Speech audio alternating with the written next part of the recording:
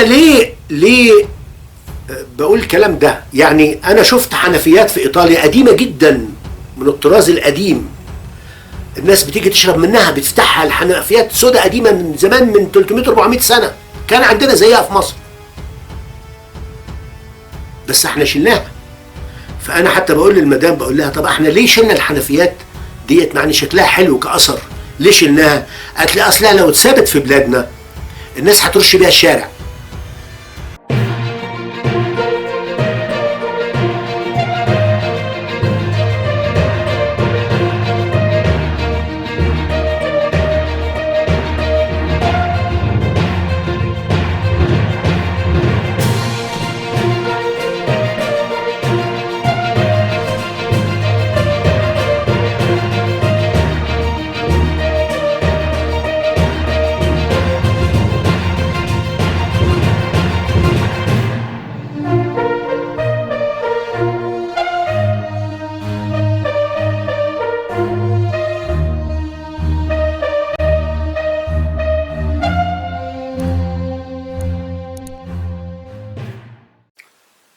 مساء الخير أحبائي في مصر والعالم كله، من قناة الصوت الصارخ أقدم لكم هذه الحلقة. أنا عايز أقول حاجة لأن في جزئيتين مهمين جدا. لما زرت المجر اتعلمت إيه؟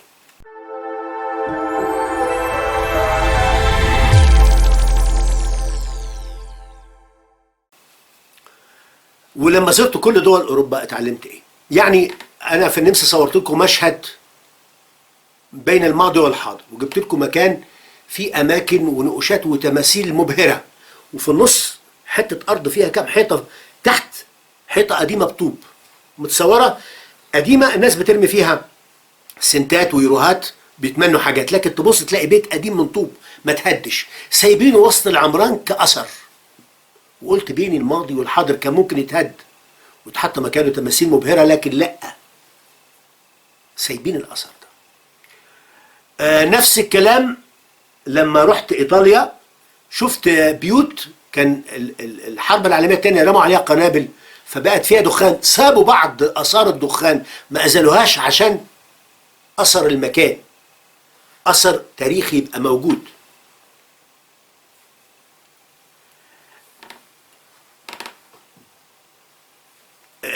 لما رحت في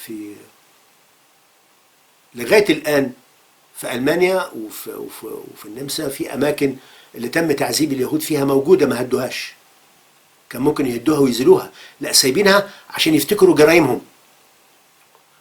في المجر شفت عاملين نصب تذكاري لشهداء الفاشية، شهداء الفاشية اللي اتقتلوا أثناء الحكم الفاشي، بيثبتوا ان كان عندهم حكم فاشي في الفترة دي ادى لان في ناس ماتت. احنا لغاية دلوقتي بنقول ان ناصر ناصر يا حرية يا وطنية يا روح الامة العربية، ناصر ناصر، مع ان في ناس كتير في عصر ناصر ماتت ظلم وقتلت ظلم، وما بنقولش ان ناصر فاشي، لا، الدول دي اعترفت وعاملة نصب للفاشية. لما رحت المجر لقيتهم عاملين، وصورتها لكم فيديو، عاملين أحذية حديد لناس يهود اتقتلت واترمت في المية، اتضربت برصاص واترمت من اليهود أثناء الفاشية، وكتبوا تذكار، والجزم الحديد دي محطوط فيها صور بنات اتقتلوا وستات ورجالة اتقتلوا برصاص واترموا شهداء نازية، والناس تروح تولع شمعة هناك وتحط في الجزم دي شمعة وتنوره، والجزم دي حديد ومدهونة، بيعترفوا بأخطائهم عشان ما يكرروهاش. لا، احنا في شوارع في بلادنا بأسامي سلاطين سفاحين، سلاطين سفاحين. لما رحت في جزيرة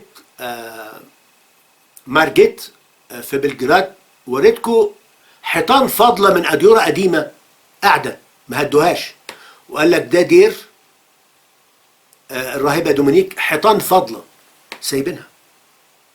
في كام حجر واقفين الناس بتصور عليهم، كان ممكن يتشالوا ويتعمل مكانهم كافيتيريا، ما تشالوش. انا ليه بقول الكلام ده؟ يعني انا شفت حنفيات في ايطاليا قديمه جدا من الطراز القديم، الناس بتيجي تشرب منها، بتفتحها الحنفيات سودا قديمه من زمان، من 300 400 سنه، كان عندنا زيها في مصر، بس احنا شلناها. فانا حتى بقول للمدام، بقول لها طب احنا ليه شلنا الحنفيات ديت مع ان شكلها حلو كاثر؟ ليه شلناها؟ قالت لي اصلها لو اتثبت في بلادنا الناس هترش بيها الشارع، فالحكومه لازم تعمل كده. طب ليه؟ الثقافه. طب ليه الناس هناك ما بيرشوش الشارع بالميه بتاعت الحنفيه ويركبوا خرطوم؟ الثقافه. ثقافه الشعوب ازاي تحافظ على بلدك. انا ما شفتش حد في قطر مشرط القطر واخد منه سفنج زي ما بيحصل في قطاراتنا، او كاتب اسمه على كرسي او على بنش او على واتيفر. ليه؟ ثقافه، ثقافه ارتقاء، ثقافه رقي. لا تيجي بقى يصعب عليا اشوف يقول لك مصر هدمت مقابر الامام الشافعي. ادي مقابر الامام الشافعي، المقابر الملكيه والاميريه، يعني الملوك والولاة كانوا بيدفنوا في مقابر الامام الشافعي. ادي صوره وادي صوره. طب انا اجيك كمسيحي ليه بدافع عن ده؟ دي مقابر. ليه بدافع عن ده؟ لان ده فيه فن وفيه زخرفه واثر اسلامي مسيحي مملوكي، اثر موجود في البلد لازم يظل. لو الحقبه التاريخيه دي كويسه يبقى شاهد على الحقبه الكويسه، لو الحقبه التاريخيه دي سيئه يبقى شاهد على هذه الحقبه السيئه. لكن انك انت زخارف زي كده نادره جدا جدا وتهدها زي ما حصل في مقابر الامام الشافعي، تم هدمها بهذا المنظر، اعتبر ده ضد القيم وضد الانسانيه وضد التذوق الفني. ده لا يجب ان يكون. نفس الكلام حصل في كنيسه في مطرانيه ملوي. ادي الكنيسه قديمه تاريخيه اثريه تم هدمها اهو.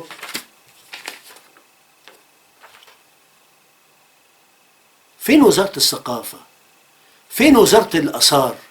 فين اليونسكو؟ لا احنا واجعين اهي بالصعيد، احنا واقعين او واجعين تحت حكم جاهل لفئه جاهله بتطمس حضاره مصر.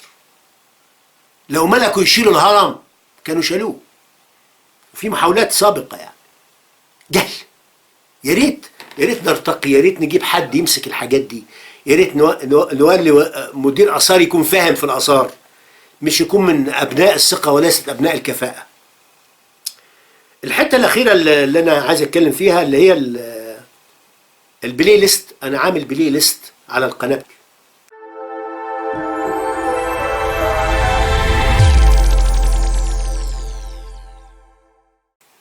يمكن انا ما لفتش نظركم ليها. يعني في مواضيع مثلا متقسمه، يعني احداث سياسيه بتبقى في البلاي ليست السياسي. عشان كل واحد يعرف هو عايز يسمع ايه. اللي عايز يسمع سياسه يسمع سياسه، اللي عايز يشوف روحانيات حاجات عن الدين سواء الاسلامي او المسيحي، لا في بلاي ليست. في البلاي ليست في حاجه للروحانيات. في قسم كامل عامله للشهيد البريء الراهب اشعياء، فيديوهات كتيره جدا مصنف فيهم براءة الراهب اشعياء من قتل الانبا ابيفانيوس، قسم خاص بيه. في قسم للشهيد اندرو جرجس اللي احنا منتظرين تنفيذ حكم الاعدام في قتله، محمد صلاح حسين، منتظرين الحكم قريب، تأييد الحكم، تم نقض الحكم، لا محتاجين. عاملين لستة للشهيد اندرو جرجس، عاملين لستة لخطف القبطيات وقتل الاقباط، لستة لخطف القبطيات وقتل الاقباط. في عامل لستة برضه للامم المتحدة، زيارتنا الامم المتحدة، القائنا كلمة في الامم المتحدة، بننزل كلماتنا في الامم المتحدة في القسم ده. في قسم للرحلات والمشاهدات المفرحة، الرحلات اللي انا بطلع اعملها مقسمه عشان ايه؟ كل واحد عايز حاجه، بيحب حاجه يشوفها. طب واحد يقول لي طب انت بتعمل بتاعت الرحلات ليه دي مثلا مفيش ناس بتقبل على انها تشوف الرحلات اللي انت بتعملها مثلا، او الزيارات، او اذا كنت زرت بلد او المجر او ايطاليا او واتيفر، ليه بتحطها؟ انا اولا بحط الحاجه دي ليه انا، بمعنى انا ما بجبرش حد انه يتفرج، لكن اللي عايز يتفرج على البلاد دي ويتعرف عليها اهلا وسهلا يتفضل. لكن انا بحط الحاجات دي لاني انا كذكريات ليا بحطها في القسم ده. غير كده انا بعمل دايما الحاجه اللي تعجبني انا، يعني انا بعملها بصوره تعجبني. يعني يمكن انا ما بطلعش كل يوم والتاني اعمل حلقه، لان انا بحترم المشاهد بتاعي. ما بعملش الحاجه غير لما انا احس ان الحاجه دي تليق باللي بيسمعني انه يسمعها او يستفيد منها. فاولا بحترم المشاهد بتاعي، بقدم له منتج يناسب فكره، وفي نفس الوقت حتى في الرحلات بتاعتي انا بدي نبذه سواء ثقافيه او سياسيه. انا عايز اوصل فكره معينه من خلال الرحله دي، عايز اوصل رساله معينه من خلال الرحله دي، عايز اعرفك على مكان جديد، على ثقافه تانية، على حضاره تانية.